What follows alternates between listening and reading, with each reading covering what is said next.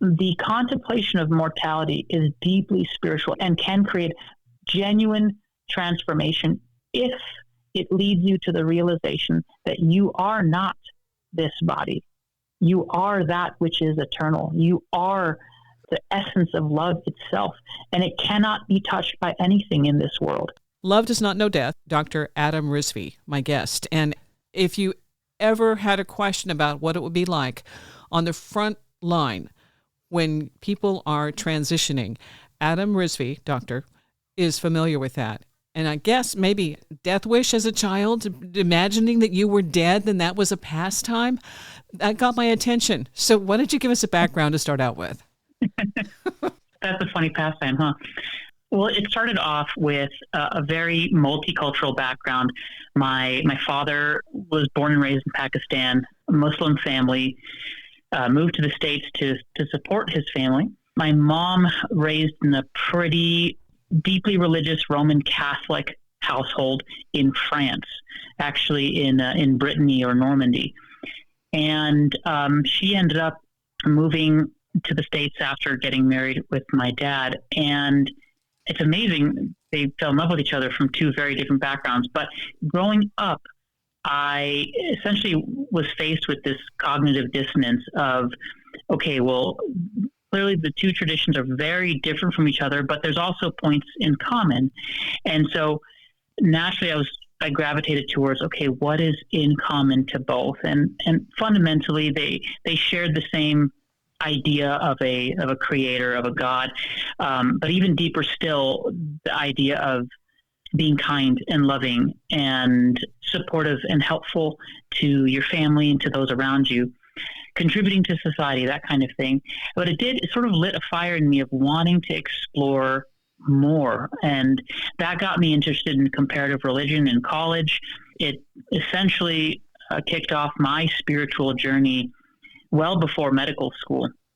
And eventually, with my dad's encouragement, I went into medical school. I got my MD and I started practicing. But that background, that spiritual background, the existential searching never left. In fact, it just kept deepening and deepening.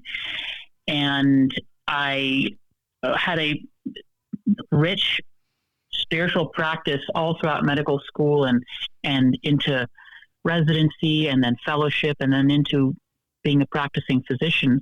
And it colored every aspect of my life, but most importantly, my career as a physician. I sort of was exploring spiritual growth through these interactions I was having with my patients and their family members. The most rich interactions I've ever had in my whole life has been at the deathbed of patients. Something happens, Wendy, something happens to families and people when they legitimately see that death is at their doorstep. The pretense falls away, the BS falls away. People suddenly get super real about what matters in their life, what they care about, who they love. They speak their mind. All of the buried hurt and grievances comes right up to the surface. And having been in the spiritual path for so long leading up to this, I recognized that pattern. I said, oh, this is huge. This is huge. When that kind of unconscious material that needs to be healed rises to the surface, we need to take advantage of that, because it's all about, am I growing spiritually? Am I awakening? Am I evolving as a spiritual being? And I could see this happen right in front of my eyes with these families. I could see families embrace it, maybe consciously or unconsciously embrace it as an opportunity for growth and love and healing. And I saw other families that were completely lost to the opportunity and just deepened in their suffering and their judgments against one another and attack. And it's just terrible to see. And so essentially I started to think, well, let me just capture what some families do that brings about healing and what some families don't. And it was just purely observational and taking it into context with my spiritual growth. and awakening, and just capture it in the book. And so that's why the book has a bunch of stories, but all those stories are steeped in my personal growth and my spiritual growth and what I took from these lessons. I like the way you've laid it out, and you really have included some beautiful transition stories. But let's go back to you for a bit, because when you were talking about spending time with each of your grandmas, the one in France, I believe, the lamb stew, the dinner. Okay, that was like a magic moment. But the memory also of Pakistan and the food being cooked there and the meat sliced on the floor and the tiles and you have the ambiance, the setting for both of those settings. But the common factor between both of those grandmas, at the end of life, there was the possibility of hell. And I think that scared you straight. I think that's why you went to bed and envisioned, okay, I'm dead now, and what am I going to do? Okay, now I'm going to do that. I just thought of all the things a child at 8 years old is contemplating, that is the last one. I used to think about fairies and gnomes and, all sorts of things like that. And here you were contemplating your exit. But they weren't being mean. They were just trying to help you go the right direction because you don't want to go here. And so what did that do as you began to search and find different ways and different beliefs? Because it did send you on you were basically looking under every rock and exploring every nook and cranny. What else is here besides hell? Yes. Yeah. So just for listeners, just to create some context, every summer, and I'm so grateful for my parents for this. I only later on as an adult realized how truly special my childhood was. But my parents wanted me to have a really thorough understanding of my cultural heritage. And so as kids, you get summer off, summer vacation. I wish that was still the case for adulthood, but it's not. But we had summers off. So, for those 2 to 3 months that we had off, my sister and I, we would either go to Pakistan or France. And so it would alternate. One summer it would be Pakistan with my grandparents in Karachi, which is South Pakistan, or the other summer would be with my grandparents in Normandy, in France, in a city called Rennes, actually, which is northwest of France. And, when you're 7 or 8, your grandparents I love them dearly. They were my heart and soul. There's a special love there with grandparents, assuming that you have a loving family. Not everyone does. Yeah. But my grandparents truly did. Both grandparents, both sets in Pakistan and in France, they genuinely loved my sister and I. And they did everything they could to support us. And part of that was making sure we were prepared spiritually. Both of sets of grandparents were deeply religious within their respective traditions. In Pakistan, they were staunch Muslims following Islam, and Roman Catholics in France, and they each wanted us to know how to prepare for the hereafter. And I don't blame them, because they genuinely meant well for us. Like any good religious grandparent, you want your grandchildren to have the best that they can offer. So one summer, while I was with my French grandmother, they had met. After my parents got married, both families met each other, spent some time with each other, and they were cordial and friendly and everything. They had met each other. So here I am with my grandma in France, and she said, I love your Pakistani family. It's just too bad they're going to hell. And I was just distraught. I said, wait, what? Why are they going? Well, that's not fair, because they don't know they didn't know how lovely they were. And I can't for the life of me imagine why anyone so kind could deserve hell. It just didn't compute for me. And so I was just sort of dumbstruck and thought, I briefly thought, okay, do I need to teach them about Jesus and the Bible? Like, is this now my mission? But, I kind of dropped that and just let it brew in the recesses of my mind until I heard the exact same phrase, nearly identical, from my Pakistani grandmother while we were cooking one day. And she said, I really enjoyed meeting many years ago your French family. It's just too bad they're going to hell. Now, what do you do with that as a 7-year-old or 8-year-old? Yeah. What? Yeah. That was when I was like, oh my gosh, hearing that. And, the twinned version of that. And then here's this child who's going, how many ways do I figure out how to make this work? Because you were getting mixed messages from both sides, not in a negative way, in a positive, trying to help you. And, so that was clear. That was clear. But it was, I'm sure, incredibly confusing. Yeah, it was. I mean, one, it's like, okay, if it's true, and obviously you want to believe your grandparents, they've never lied to me in the past. Why would they lie now? But clearly something's not working. So does that mean I need to go to France and tell them, hey, you guys need to be good Muslims and read the Quran? Obviously not. And then I started thinking, well, what do I need to do? Do I need to pray the rosary and the tasbih, which is the Muslim version of that? Do I need to memorize the Quran and the Bible? I was just lost. I think there's a voice in me, a part of me inside that knew, maybe preconceptually, because I was maybe too young to really process this mentally, but as a part of me that knew there has to be a truth that lovingly welcomes all human beings, all of life. It just does not make sense that a whole swath of people would experience an eternity in some place called hell for not believing in something that they otherwise had no exposure to. And then I started questioning about, I remember one of my earlier thoughts was, what about those tribes in the Amazon that have never seen another human being? They've never even heard of Jesus Christ or the Bible. They've never heard of the Prophet Muhammad. Like, they are totally unaware of that. When they die, what happens to them? And my young mind was thinking, like, there's a deep level of unfairness here, but I know the universe isn't unfair. It can't be. It can't. There's got to be an underlying truth that explains all this, and that was my only impetus for the search.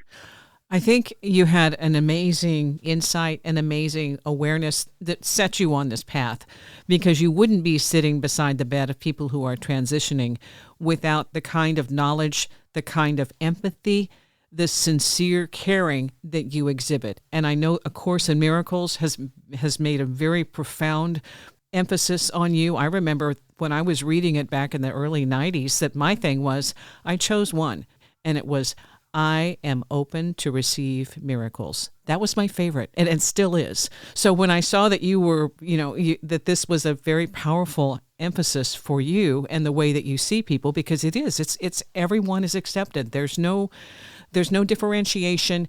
Everything is a part of this. And I thought, wow, because I think you had to run that whole spectrum to see that no matter what religion, no matter what background you have as a spiritual training, we're all one in the very fact that we are human beings here at the same time, in the same place, trying to find our way, however that manifests. I love your grandparents. I love the fact that they gave you those challenges. Because I think, your homework, you excelled. And you just, I was thinking the same thing when I was a kid. What happens to all the South American natives who don't have a church? Where are they going? Why, what happened? And I think those are questions that when you get to the end point of your life and you've had some kind of a diagnosis that is stage 4, and everybody's wondering, well, what is next? You're there to say, you'll be okay. And you demonstrate that. There's some incredibly powerful transitions. And one was a man who, he was just trying to get his kids there, and they'd been estranged, and he was hoping that they were there. Yeah, I remember that. That was Robert. Really briefly, Wendy, if I could, there's something else I wanted to say. There's this quote in the tail end of A Course in Miracles that says, a universal theology is impossible, but a universal experience is not only possible, but necessary. When I read that, I was like, yes, it's about a universal experience. As soon as we put words to it, as soon as we filter the experience with cultural values, societal norms, our religious beliefs, then the experience takes on a different flavor. We can feel, someone could feel this immense, inexplicable peace and love just wash over them. And a Christian would say, I've experienced revelation. A Muslim would say, I've experienced, or a Sufi might say, I've experienced fana, which is like the annihilation of the ego. Like there's so many ways that culture and religion will shape how an experience is expressed in word. But I just felt so drawn to that way of saying, yes, a universal experience. And fundamentally, where I landed on, and you mentioned A Course in Miracles, really that's just one form of many, many ways of speaking about truth. The book was not intended to proselytize A Course in Miracles, but really speak to this universal experience of love. There is one way of looking at others in the world that genuinely is healing. And it's this, that everyone is wholly deserving of love. I really enjoyed Mother Teresa, or Teresa of Calcutta, as she's known elsewhere. She has this really interesting philosophy. She basically said everyone, regardless of whether they're being unreasonable or selfish, deserves to be loved unconditionally. She didn't care whether the people she was caring for were Catholics or not, or Christians, or believed in Jesus. She saw them as equally deserving of love. That, for me, overcomes all religious boundaries. If you can look at another person, no matter how ugly their behavior is, or quote unquote wrong, if you can see at the core of their being, they equally deserve to be loved. Now, how that love gets expressed is different. Like, I'm not condoning negative behavior, murderers and people doing terrible things. Sometimes the way we express love is to limit that kind of destructive behavior, and laws apply here. But on the inside, if we can look at them and say they are deserving of love, there's so much healing that happens there. So much healing. I think there's an acceptance that comes with that.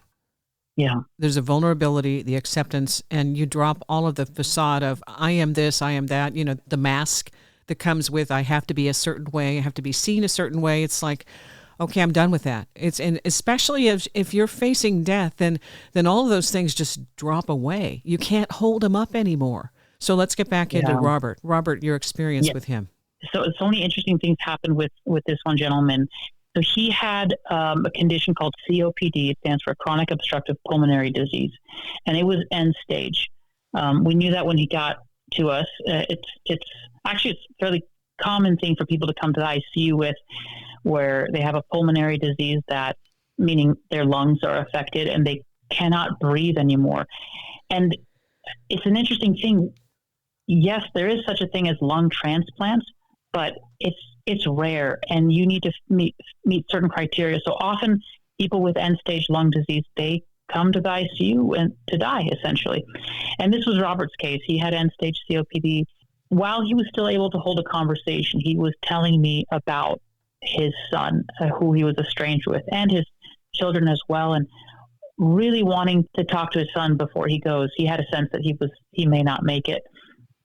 Oh gosh, there's so many things I want to say about this. Well, first of all, let me just say, if a patient tells you, I'm worried I may not make it, it doesn't do much to say, oh, stop talking negatively and then dismiss them. As a family member, or even as a nurse or a physician, we should honor the fact that they are facing the possibility of mortality. And we can do that in a way that doesn't tell them, yes, it's going to happen, yes, you're going to die. No, you can just be with them and say, yes, it can be scary to look at death. And that's a very human thing to do. So with Robert, this beautiful, wonderful nurse and I were basically facing death together with him. And we tried to go out of our way to get a hold of his son. For a while, we just could not get a hold of him. But I don't exactly know now how it happened, but I believe one of our social workers was able to find his number on Facebook or something. We did some solid detective work, found him, reached out. Now, by the time we reached out to him, Robert couldn't talk anymore. He was on a face mask and had slipped into a coma from hypoxia. Robert I wasn't able to interact with him anymore, but I felt connected with him. Something special that happens when you have these really deep conversations with your patients over several days. You bond with them. They bond with you. You feel for them. They become not members of your family, but there's a certain emotional intimacy that happens over several days when you face death together. And that I felt that connection with Robert. I felt his need and desire to just have his son, to know that his son's okay and have his son visit him. The day of his death, we had heard that that we got a hold of his son, and his son was flying in to see him and was aware that his father was going to die. I remember meditating or closing my eyes in the physician's office, which I do sometimes, thinking well of Robert, praying for him. And I remember feeling this sense of doubt creep up inside of me. And I felt like, am I doing everything I can for Robert? Did I miss something as a physician? And I don't think there's a physician out there that hasn't doubted themselves. I think we all do that in our jobs to some degree. And it was just this insecurity of, if he dies, will it have been my fault? And it's something I have to deal with every day when a patient of mine dies in the ICU. It's tough, and it's not unique to me. Hundreds of thousands of ICU doctors are probably experiencing some form of this. But all we have to do is just keep doing the best we can with what we know and what our training has allowed us to do, and let the chips fall where they may. For Robert, I was internally sort of meditating on that self-doubt, and I could see that fear, and I just sort of turned and faced it, and I said, "No, you are wholly unreal. This doubt is unreal. I will not feed into it. I know my self-worth, and I know that I'm doing the best that I can." And it's almost like in a dream where you have a monster chasing you. At some point, you make a choice to just stop running. You turn around and you face the monster, and you realize it never was really that scary. Or maybe even in the dream, the monster vanishes because the running away kept it alive. In the book, I talk about the importance of looking within, looking at that darkness. It's the running away from darkness that makes it real. But if you look right at it, you realize there's just smoke and mirrors to begin with. So I did that. That self-doubt vanished. And I could see, it's funny, I could see this brilliant light that I was. And for some reason, because I was thinking about Robert, I immediately connected that to Robert. And I thought, that's Robert's light too. We share that light. We share that oneness. We share the innocence of having done the best that we could with what we knew. I'm sure Robert did the best he could as a father with what he knew and how he was raised. I don't know why he was estranged from his son. I don't know anything about the details, but I do know that we all are fighting a hard battle, so we should be kind to ourselves and to others. So I saw that light that Robert and I shared, and I just sort of rested there for a while. And I rested knowing that at the core of our being, we are one. At the core of our being, there's a shared innocence. And it is just such a feeling of release and peace in doing that. Now, the wild thing, and this has happened so many times, the wild thing is when I did that, as I was resting in that light, I got a phone call from the nurse saying that Robert just flatlined. And this has happened so often where I meditate, I'm thinking about the patient, and they pass. And I'm not saying this to say, hey, I caused it, but that I feel like we are connected with each other more than we realize. There's a shared unity. Our minds are connected, I truly believe. And there's something that happened between Robert and I where, I don't know, his feeling like he could transition at that point. I honestly don't know why it happened, but I don't believe in coincidences. Yeah. So suffice it to say, I got that call. I went over, I held his hand. The nurse offered a beautiful, beautiful prayer. And we just sat there. And I leaned in and I told Robert, like, your son is on his way. He was still, his heart rate had slowed down and it was basically non-compatible with life, but I could still hear a heartbeat. He was in that sort of liminal zone of just making his transition. And I held his hand and I said, your son knows you're here. He's on his way. I spoke to him on the phone, which I had, and he is doing just fine. he's happy, he's married, his finances are all right, and he loves you very much. And he told us to tell you that. And it's like, I know he heard me. I can't prove that to you, but I felt it. And I could see this expression on his face, acknowledging what he heard. And the nurse was right there, and she saw it too. Like, there was definitely a change in his facial expression after I shared that with him. Absolutely. And then moments later, he passed away. That moment when there's that in between, that liminal state, as you're saying, that they're not quite out. There's that buoyancy that when you're praying for somebody, you're also elevating. That's like a juice to give somebody that extra boost to make that transition. And those are my experiences and my beliefs, because it's unique. Okay, every death is unique, and each person experiences something different. I love what you've talked about in terms of your own sense of awareness of the other people as they're transitioning. It's such a special calling to be able to be there and be present. And even though you're doubting yourself that maybe you could have done something and what would have happened if you had done something, I think right place, right time, things happen for a reason. And when you were able to tell him, he knew. The studies they've done with coma patients saying that no matter what the body is doing, they are still cognizant of things that are happening in the room. That's powerful. And I think we don't know enough about that to be able to put it on everybody. But I do think there's more going on that we need to learn with coma patients to be able to help assist them when they come out, because that's a real difficult process. So knowing that he was experiencing and exhibiting some kind of interaction because of what you said is powerful. Yeah. There's a very well-known book in the Tibetan tradition. It's called the Tibetan Book of the Dying.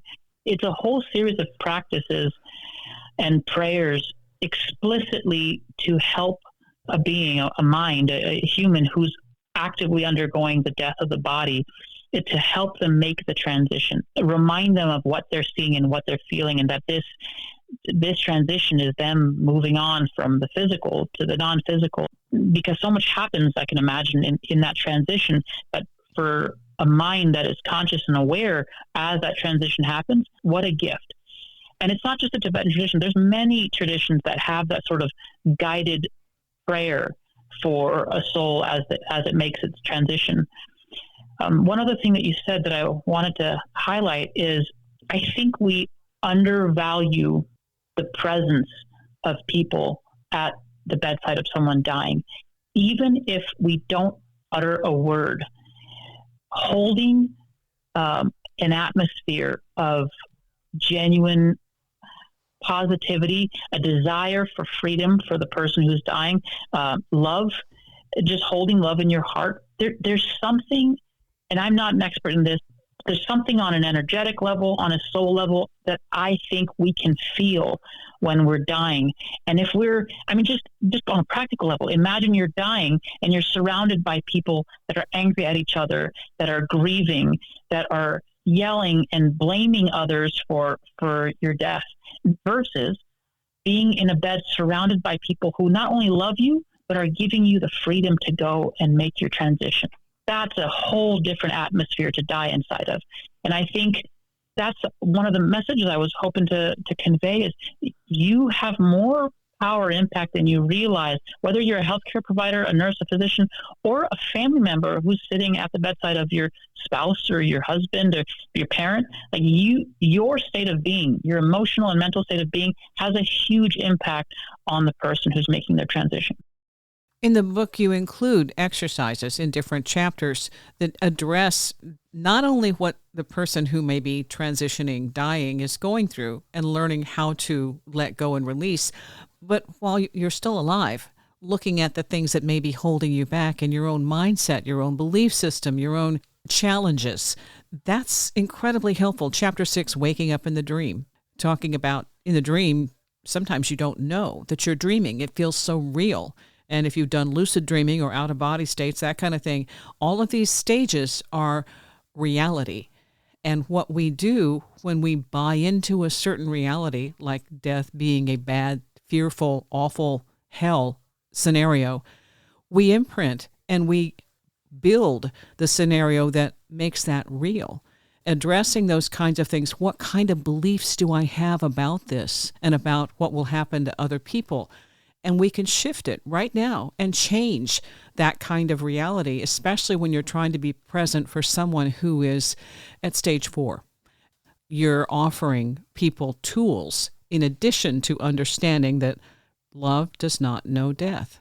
When people drop everything, it's that love that remains. And whether it's for a person, for a place, for an animal, for a situation, that love is the power that fuels everything. Wow, Wendy, you got it. You totally got it. You got the book and you got the message. It's very touching to hear you share that. It's so true. Again, maybe it's morbid for a teenager to think about this, but there's something, not just a teenager, but just there's something powerful at any stage in your life in contemplating mortality, because that thing that I notice happens in the ICU room where I deliver this news to a family or a patient that unfortunately they have a condition that is terminal and they're probably going to pass away in a couple of days or weeks. There's a transformation that happens in the psyche of everyone that gets that kind of news. They get real. They become authentic. That's the biggest opportunity. There's a huge opportunity for growth. And so the message is, you don't need to wait till a doctor tells you that. You don't need to wait till you're given a terminal diagnosis. You can get to that place of authenticity right now. Ask yourself what really matters in your life. Is it the hustle culture? Is it making money? Is it having a bigger house and a nicer car and the relationship that you want? And, it's not. I've been at the bedside of many patients who, they give me their deathbed confessionals. They never talk about the achievements of their life, the financial successes as the things that they are most proud about. The things that they say are things like, I'm glad I was able to go to my children's rehearsal, to their soccer games. I'm glad I was able to spend most of my dinners with my wife before she passed away. Like those, it's the moments where we express and receive love that we remember. Those are the moments that carry us forward, that we're most proud of. And if there's something holding us back, if there's a grievance, if there's a pain, some regret of actions that we did to others or that others have done to us, we don't need to wait till we're facing death to heal that. That's probably the biggest message that I care to offer, is you don't need to wait till a doctor's telling you that you're about to die. You can do that healing work now, today. The other thing you draw attention to in the book is your own ability to intuit, to be in conscious awareness with someone who is no longer in a physical body. And one of those, that example, is with a man who comes in from a car accident. There apparently was a pretty horrific accident. The other people may have died on the scene or on the way to the hospital. This one made it, and you're there in the room and you sense him beside you. Can you share that? Yeah, thanks for bringing that up, Wendy. It's so cool to have you bring up the stories. I really appreciate that you read it in depth. This young gentleman, well, let me just say, first of all, I have no training in anything to do with the paranormal and extrasensory perception. I just wrote down what I experienced. I kind of wish I had something more formal. I probably would have experienced more, but what I experienced was just what occurred to me, and I wrote it down as it happened. For this particular case, what happened was, I think he was in his early 20s. There was a massive multi-car pileup. Paramedics brought him in. I think he was the only one that had survived that far, and he was in very rough shape. It's so interesting to see the body broken in such a bloody way, where there are massive gashes, blood is just pouring on the floor. And I don't mean to scare away listeners, but there's something that happens when you see that and you're like, oh my gosh, it really is just flesh and bones with ligaments holding everything together. And when you see it like that, or when I see a body like that, my gut feeling is there is no way that is the only thing that we are.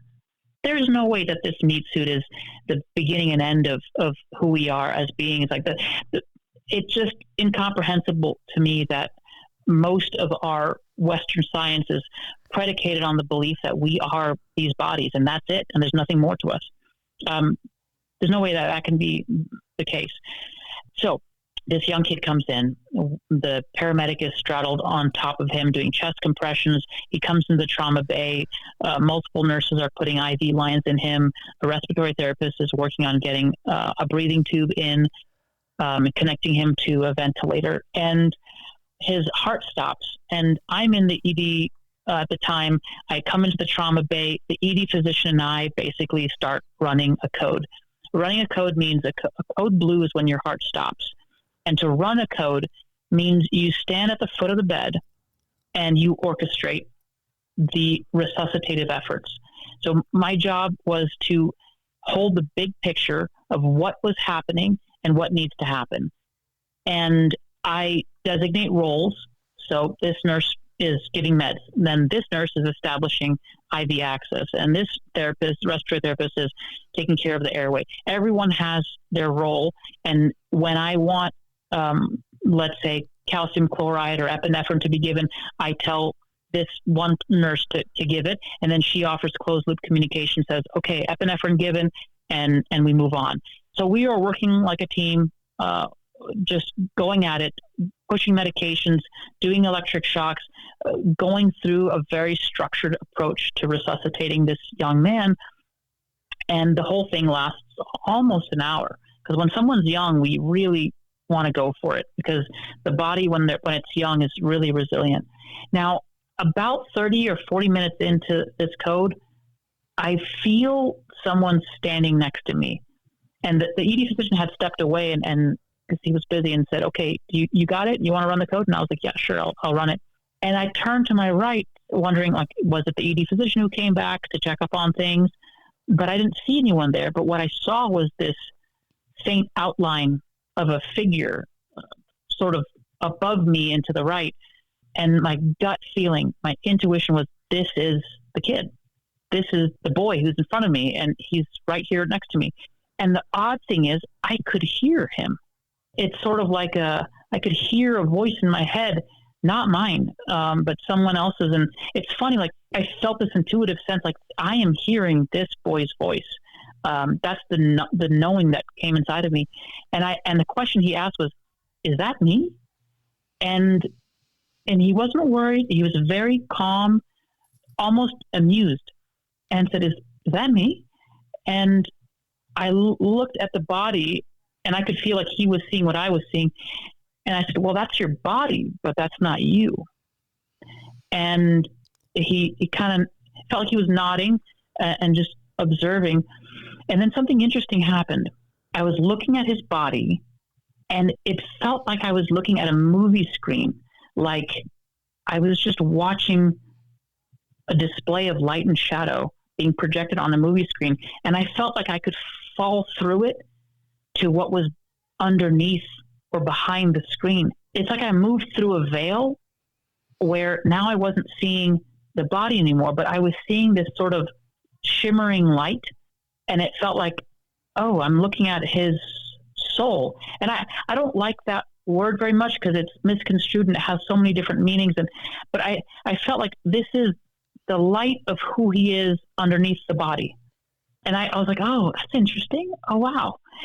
And then what happened is that shimmering light kind of felt like the surface of a huge ocean. And I felt like I dived even deeper and went through that. It's almost like the shimmering was the surface of a lake, like the shimmering of ripples on a water surface. And I kind of dived through that. And then I felt like I plunged into a vast ocean of light. It's like I fell through into the Pacific Ocean and suddenly grasped the immense magnitude of this body of water. I could barely fathom how wide and long it was. It just kept going and going and going. And my intuition was, oh, that's us. That is who we are. That's the core essence of all beings, all humans. That is this boy and me at the core of our very being. And I felt like he was walking with me through that vision, and he was seeing what I was seeing. And I remember talking to him, and I said, that's who we are. That singular, endless, vast ocean of light. That's who we are. And I could feel his acknowledgement. For a moment, we were both staring at this light together. And then, without any warning, he just vanished. Poof. It just disappeared. And I felt like, okay, that was it. He went. That was his transition. And at that point, it had been 55 minutes, something like that. And his heart rate, before it had been ventricular fibrillation, VFib, coarse VFib, fine VFib. And then every time we paused for a pulse check, it was just flatline 0.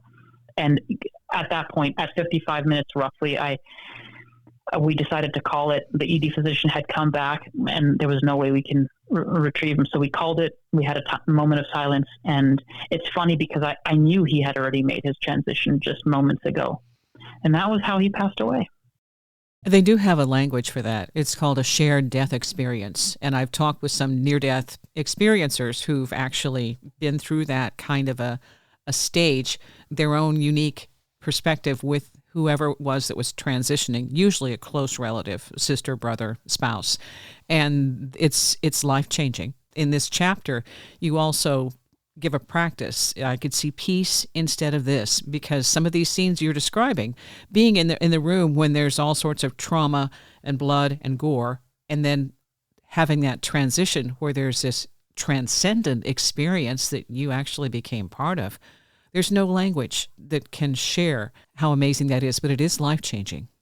Yeah, it certainly was. I had never experienced anything like that up until that point.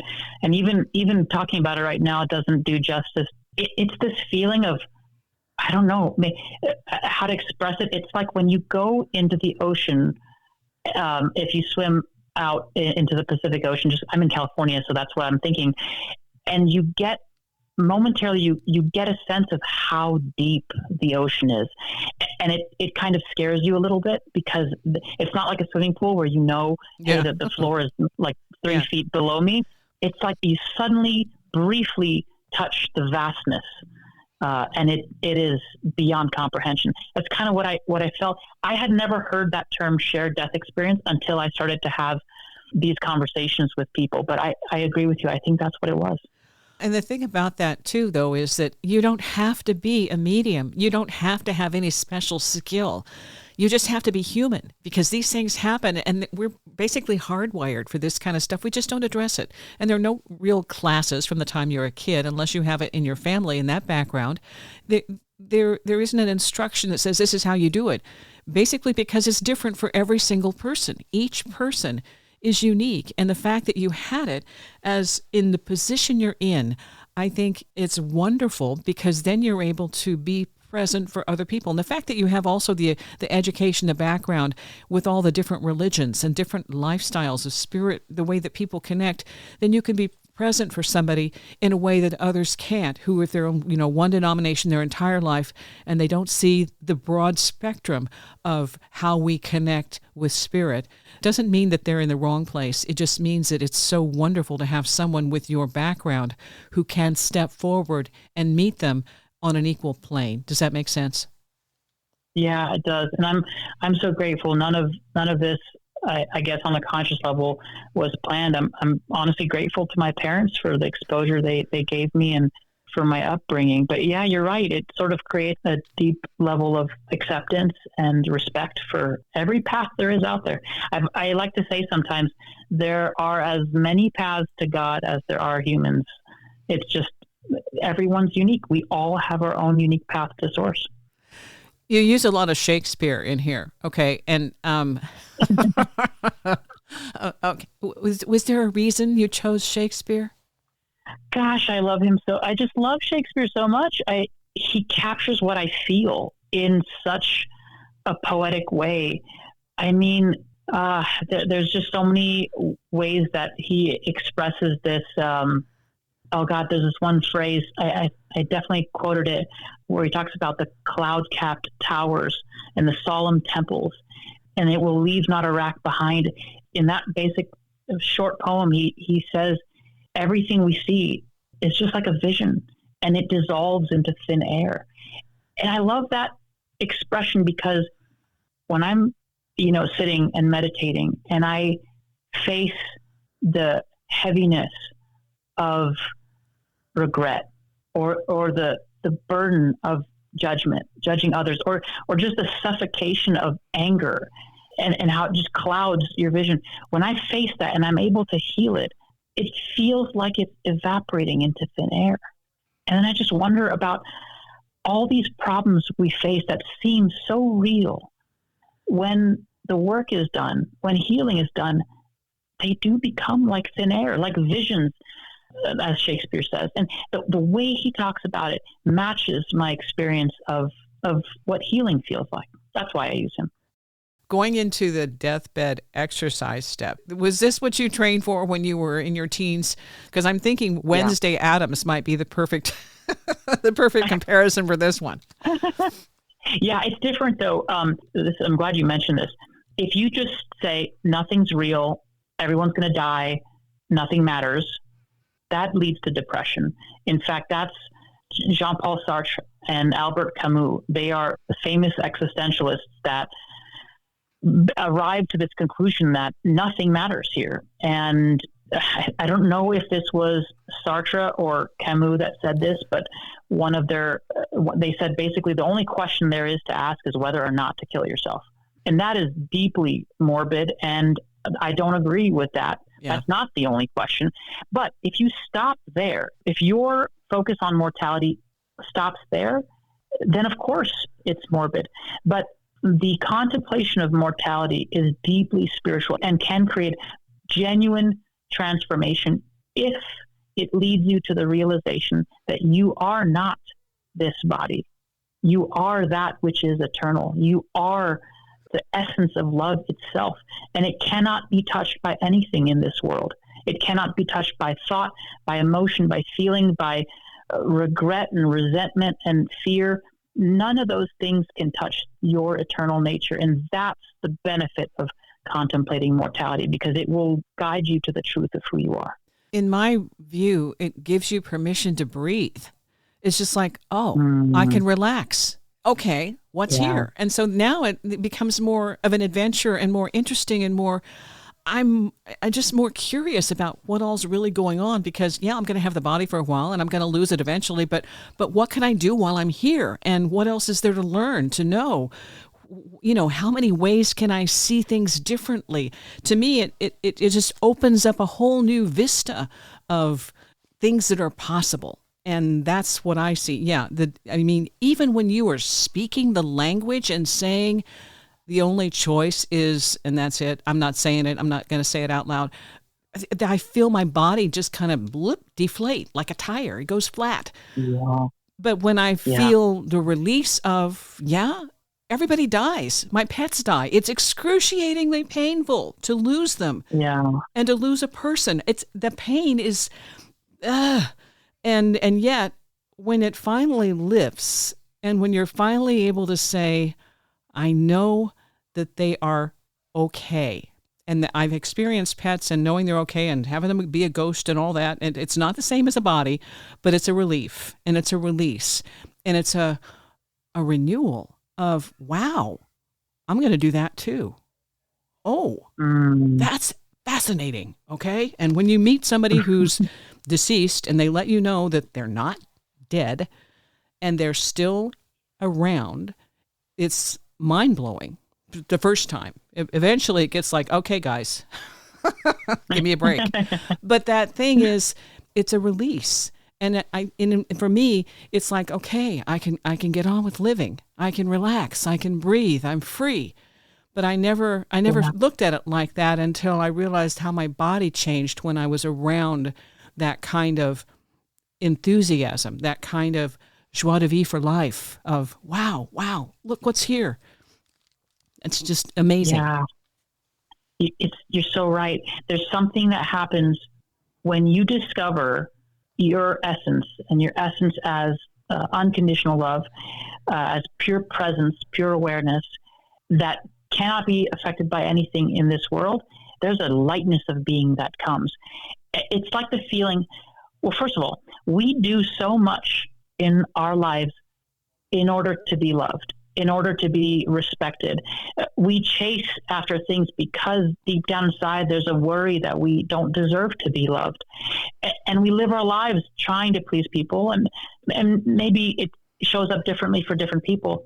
But then when you come to a place when you deeply, deeply know without a shadow of doubt that you are eternally loved and that you deserve to be loved and you are loved, it's almost like the gates are open. You suddenly feel, I can do anything because I'm free now. I don't need to worry about whether I am loved. I know I am. And there's a freedom of expression. And now you show up to life and to every relationship you're in with, as you said, with a joie de vivre, with an enthusiasm to live life fully and to be the purest expression of who you are, because there's no more worry anymore that you aren't loved. You know you're loved. That changes everything. There's another story you have in here, and this is basically, I am never upset for the reason I think, and talking about the family in conjunction with this particular person. We get caught up, the mind game of what you're talking about, all the things we try to do to be loved, to be appreciated, to be respected, to be valued, all of those things that really, in the end, it's like, okay, I'm so tired. Yeah. It never turns out the way you expect. Sometimes it's worse. Often it's better. And you can't illustrate that. You can't compare it to anybody else's reality, but it sure makes your own space easier to reconcile. And you're talking about, I think this is when he gets to go home and rallies and recovers. And there's this wonderful enthusiasm around that. That's a good story to share. Oh man, that was one of the hardest experiences for me to go through. I still feel I still have emotions around it, actually. I remember I had to write and rewrite that particular passage because I kept crying. I kept tearing up when I wrote it. And I still feel a tightness around my heart, which tells me I have more healing to do around it. But this story is a young boy who had a very severe genetic disorder, Duchenne's muscular dystrophy. Basically, his muscles are very, very weak, and he was sort of born much shorter than usual because his muscles didn't grow with his bones. He had a lot of deformities, and one of the challenges that he had to compete with was his muscles of his diaphragm weren't strong enough to help him cough, so he would frequently come back in with pneumonias. The average lifespan for a boy with this condition is early 20s, between 20 and 24. And he, I think, was 21 or 22 at that point. I forget exactly. So he was right there. And his mom knew that any day could be his last. And I think he knew too. He had brothers that had this condition. I had two brothers with this condition. And it's just so sad, the whole family dealing with it. This was a family that stared at death in the face daily. That alone made me and others respect them so much, and respect his mom. God bless her soul. Oh my gosh, can you imagine being a mother with three children that you knew were going to die before you died, essentially? Like, I don't know, like what kind of courage is needed for that kind of life. And to top it off, as soon as the father heard that his children had this deformity, he left her. He left the family and he bounced. Yeah. That's painful to not have that kind of support and to have to deal with the anger, and try to heal that anger. Whew, it was a heaviness that they went through. And despite all of that, they were one of the happiest families in the ICU, genuinely appreciative of the nurses, cracking jokes, smiling. I remember this young kid, he would always just want to watch the news There's this one particular news anchor that he really enjoyed. I'm like, wow, this kid's so interesting. Like, he's got interests and hobbies, and he was getting better. We were able to extubate him off of life support, and the antibiotics did their trick. As you said, he was rallying and seemed like he recovered from the pneumonia. He got strong enough where he was able to work with physical therapy and move, and he graduated from the ICU. We said, okay, you are, I made his name Aaron. For the record, every name in the book, I changed from the real name just to respect privacy. But so Aaron graduated essentially from the ICU, and it was like we all fell in love with him. He always smiled when we visited him. He was grateful and thankful. And I remember saying in the book, I don't know what saints look like, but he seems like he fits the bill. Like some kind of light was exuding from him. I remember walking into his room on many occasions, and I just didn't want to leave. There was a peace in his room. It's like the lights were on much higher than the rest of the hospital. Like something was happening with the electricity. I don't know, or maybe it was just my own sense that it was brighter in his room. There was something special about that soul. I don't know what it is, but I felt it, and we all felt it. So when he was leaving, I remember we were wheeling him out of the ICU with his mom, and we all stopped what we were doing, and we came out and we started clapping. It was like a hero's parade, when they come back from the war and everyone starts clapping. We kind of felt like that about him. Like here was a hero, and here he had overcome the pneumonia, and he's going back home a hero. That's what we felt. And so that evening, it just made the news that I got all the more painful. But that evening I got a phone call. I had worked a day shift and I went home, and it was a nighttime ICU provider that called me to let me know that they received a report from police who said a 911 call had been made from his house, and that he basically was having dinner and just collapsed. He just suddenly collapsed. His mom was in the other room, heard the collapse, and rushed, called 911, and 911 called our hospital to prep an emergency bay room because they would be coming in hot. But unfortunately, he passed away as they were doing resuscitative efforts, and they couldn't get him back. And I know that mom, and I know that kid, and I cannot imagine the grief she went through to literally bring him back from the hospital, to have overcome the challenge of the pneumonia, just to have him die right there in the living room. It fills me with such pain and compassion for her, because I know she's going to have to deal with that with her two other sons as well. So I cried that night. There's a different way of looking at it, though. He went home. Yeah. He went home. Yeah. And that, to me, it's like he rallied so he didn't have to die in the hospital. And it's not saying that is an awful thing, but in the way he chose to do it, he took that energy, that light you're talking about, and he gave that light back to his family and said goodbye. So to me, it's like, it's beautiful. And it's excruciating because of the scenario and the whole situation with the family.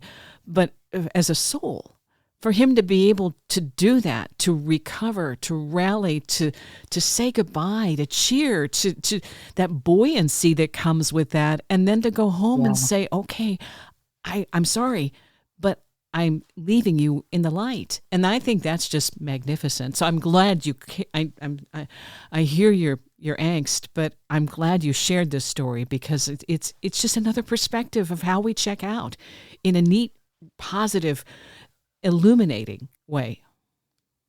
Yeah, and I want to share that night when I heard, I immediately sat up in bed because I was getting ready to sleep. I just sat up in bed. I closed my eyes, and I immediately sent him love. I sent him gratitude, and I don't know, who am I to recommend what to do, but I feel like there is a deep connection that we have with each other that transcends the veil of death. Like I said, love does not know death. And so I sent him love. I sent him gratitude. And I had this really fascinating experience where if only you could have seen his face, he had the most interesting eyes. They were brilliant and bright with really long eyelashes.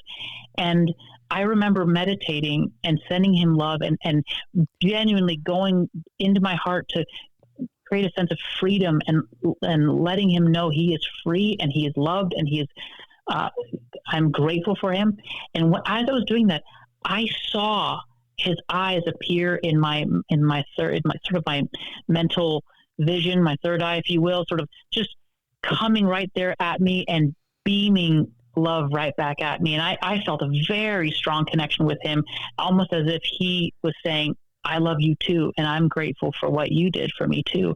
It was this really precious moment that evening, and when I was thinking of him, and I just sent him all my love. And yes, it was painful, but I feel like it is possible in those moments of pain to still send love and gratitude. Yeah. Oh, yeah. And they hear it, they feel it, they sense it. It's, again, the body is just the vessel. It's our little taxi that we roam around in while we're here. And, Yeah. We make memories and then we go home and talk about it and laugh about it and cry about it and go, oh, wow. And then back for more. In the fall, a relative transitioned, and I was there during the time the family, friends were gathered around this, like one of the last days of his life that he was in. He was in a hospital bed, and they're all gathered working on a vehicle, one of the vehicles. He loved cars. I mean, if he could be a car, he would be a car. And he was still concerned at the end of where the cars were going to be. The room was buoyant. And it was so interesting because there's another person who was a psychic. We both had that same word, buoyant. And as he was going, I knew that he was conscious and in between. So there physically and also there in essence, spirit beside the body. And so I told him, if there's anything I can do, please let me know. And thinking that he would tell my brother and that would work that way. I knew when he transitioned, I knew that he had left. And because I was sending light and sending love, and they said, well, he's transitioned. Well, is the body still there? I asked just to kind of get an idea of what was going on. Then later that day, I had that sense, and he said, tell my brother, tell him that I'm there when he comes home. And I'm like, well, wait. Because I'm still physical and I still have to deal with people maybe being shocked or not ready to hear something like that, even though he is open. And at the same time, though, as I'm hesitating, thinking, how am I going to finesse this? He says, you said you would help. And I'm like, yes, I did. Okay. I didn't know it would be like this. So I waited till my brother could go home to the house without me projecting anything so he could have his experience. So when I did call and talk to him, the first thing he said was, the house doesn't feel empty.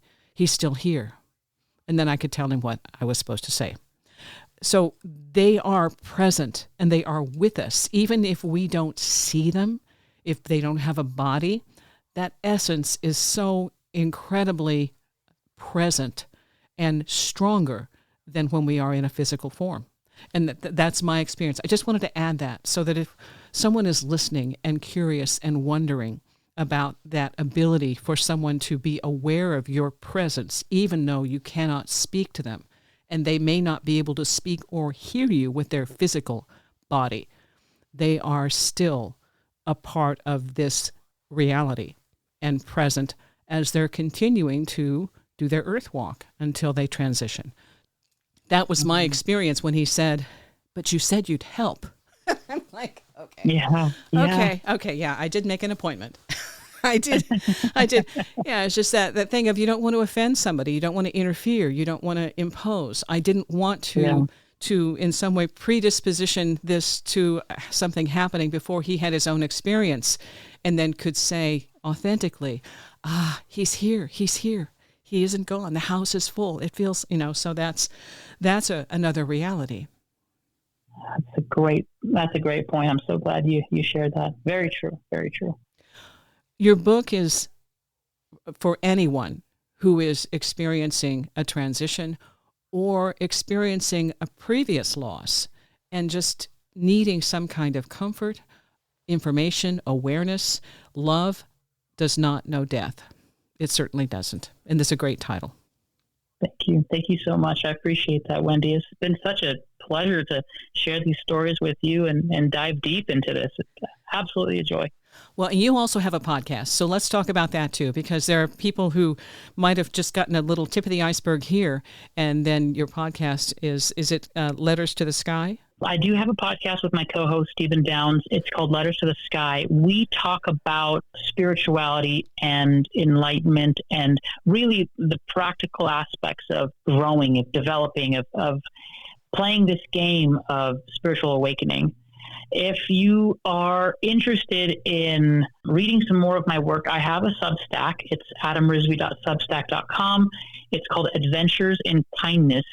And essentially, it's about the lessons I learned in the hospital, the way that patients show up, all the miracles that happen on a day-to-day basis in the hospital and in medicine. And I am hoping to have some more deep dive articles where I explore the comparative religion angle as well. So if you're interested, you can follow me there. You say, and you no training, no background, but to me, you are a very spiritually aware person. Is there anything during this death and dying transition process that really just shocked you completely that you were able to, aside from the shared death experience, that you were able to bridge that gap and to really be aware? One of the biggest lessons of all of this that I'm still learning is the importance of self-awareness. I have become so much more aware of my own internal state, of the inner landscape of thoughts and emotions, of just the raw, naked awareness of the light of awareness. I'd like to say that as well. The light of awareness that is the ground of experience itself has become so clear to me. And there's something that happens when there's a felt sense of moment to moment presence, just being here in the now, not the future, not the past. There is only this. That sort of grounded presence has become more and more of my daily reality. And the other thing that has become an accepted part of my reality is I feel like my father passed away. I feel like I'm literally arm's reach away from him in my mind. And I feel like people who pay attention to that inner world more often, they will feel that as well too. When your loved one passes away, it's almost like they're freed from the limitations of the body. They are instantly reachable by thought, by emotion, by feeling. You can feel them. I can feel my father just by thinking about him. He comes to me very vividly in dreams. It's almost like the means of communication goes from a 56K dial-up modem to lightning fast fiber optic speed, right? It's like, and that domain and the field of communication just opens wide if we recognize it as such. That's been another thing that I've learned. Yeah. The timing for this conversation is absolutely perfect. Right place, right time, and right information. It's that thing of being grounded, and all of a sudden doors open, minds open, reality shifts. Yeah, well said. Yes, thank you, Wendy. I couldn't agree more. I love what you've done with the book, and I hope it reaches a lot of people. And I'll do what I can to at least, send it on its way. And you just keep being you. Thank you, Wendy. Thank you so much. I really appreciate this. It's been such a joy talking to you. There's this quote in the tail end of A Course in Miracles that says, "A universal theology is impossible, but a universal experience is not only possible, but necessary."